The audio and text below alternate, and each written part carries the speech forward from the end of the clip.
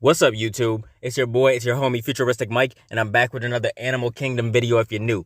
Now, this is going to be the review and recap for Animal Kingdom Season 5, Episode 2. If you're a fan of Animal Kingdom, hit the like on this video. If you're new to my channel and this is the first time you're finding me, subscribe and turn on those post notifications so when I post videos on Animal Kingdom, you get them.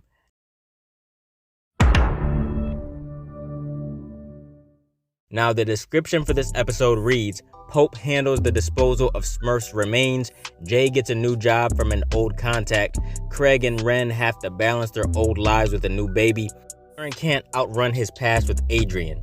Now, I think this was a solid episode, man. I'm going to give it an 8 out of 10. This show has always been one of my favorite shows, especially coming out of TNT. You know, this show is so great.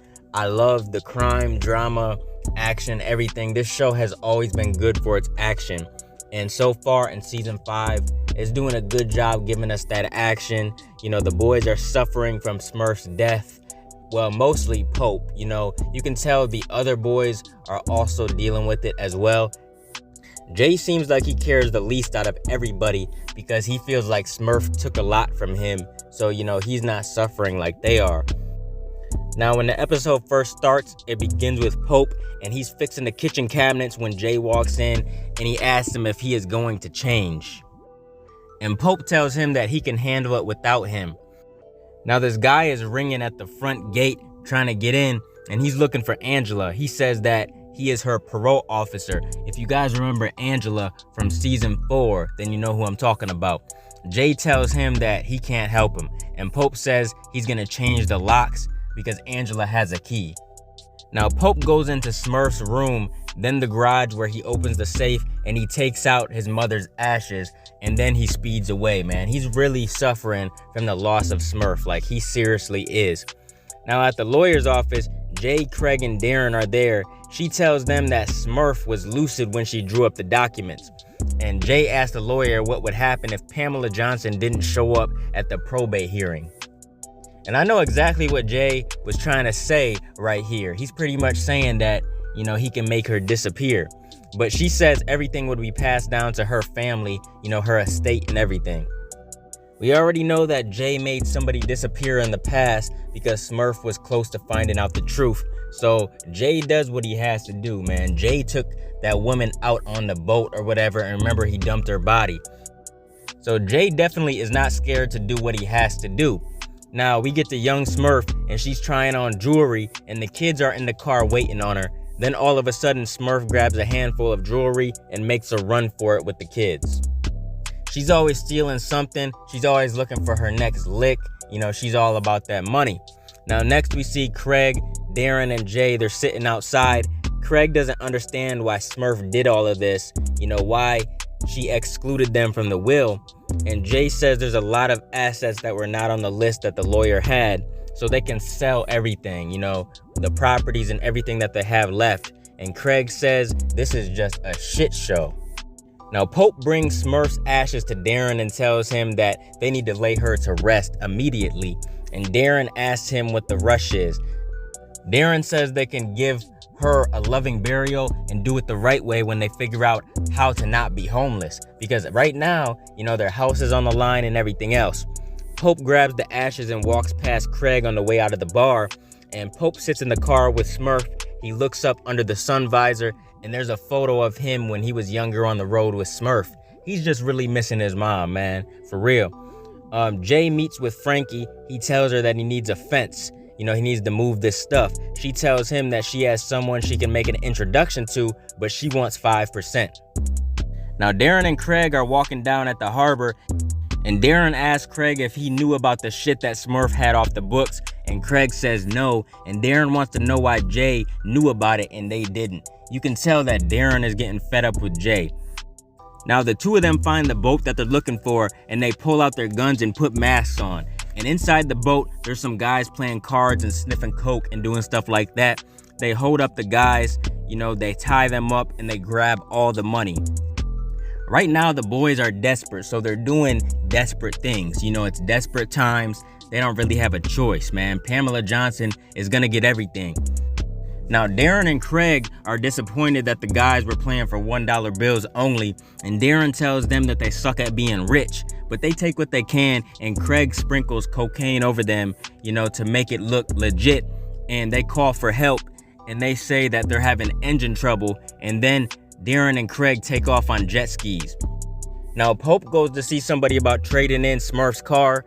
Meanwhile, Darren and Craig are back at the bar, and Darren says that was a lot of hassle for $300, and he's not wrong, man. That's a little chump change for what they had to do. Now, Jay shows up at the bar and tells Darren that he thinks he found them a fence through Frankie, and she wants 5%. Now, she's the only option right now, so that's why Jay went to her, and Darren says okay, that he will tell Craig, and Craig's not gonna be happy. Now, Pope has Smurf's ashes and stops at a funeral home. He tells the director that his mother bought a plot there and he wants to bury her. She tells him that they need to set an appointment and she needs a permit. Pope leaves with Smurf's ashes and she locks the door. She was trying to get him out of there because he had no appointment. Now, Darren gets paid a visit by Agent Livinwood, who tells him that he noticed Adrian on an airport security camera leaving the country. And the agent tells Darren that he didn't care about his white trash family before, but now he does. Now, Jay is at the bowling alley when Pete drops by to see him. He tells him that a single engine plane went down in the mountains with some shit in it. He doesn't say what, but he says the pilot got busted and wanted to disappear, and he helped him. He says the pilot gave him a transponder which sends a GPS signal. He says he wouldn't have brought this to Smurf. It's gonna be a couple days before somebody misses it. So it's finders keepers as of right now. So Jay has to bring this to his uncle's attention. Now, young Smurf is at a party with Pamela, and she does some coke, and this dude Marcus tries to hit on her, and she rejects him. He tells her to own it right now because she won't look like that forever. And she tells him that, he bores her, and he pulls out a gun and asks her if she's bored now. So he was really salty, man, that he got turned down. She tells him to go ahead and shoot her, and he puts the gun to her throat. She yells at him to pull the trigger, and Pam breaks the argument up. Now, we see Pope is still with Smurf's ashes. He's kneeling down in the grass and starts to pull it out with his hands while he's crying. Pope is really messed up right now, man, for real, and I don't think it's gonna get any better for him this season. Now, Jay calls Darren and Craig to the house to talk. Jay tells them about Pete's offer, but there's a clock on it. They gotta do it in a certain amount of time. Darren asks why Pete won't do it himself, and Jay says it involves ropes and climbing, and Pete doesn't want to do that. And Darren says he'll run it by Pope. If he's into it, then they'll do it, and Craig agrees.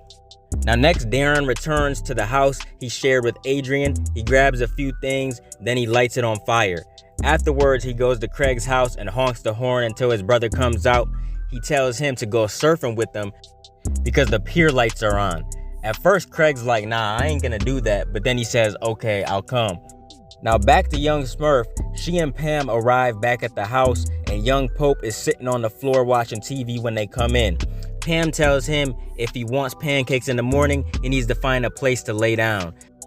And then Pam tells Smurf that she was at that house for business tonight, and now they think she's as crazy as them.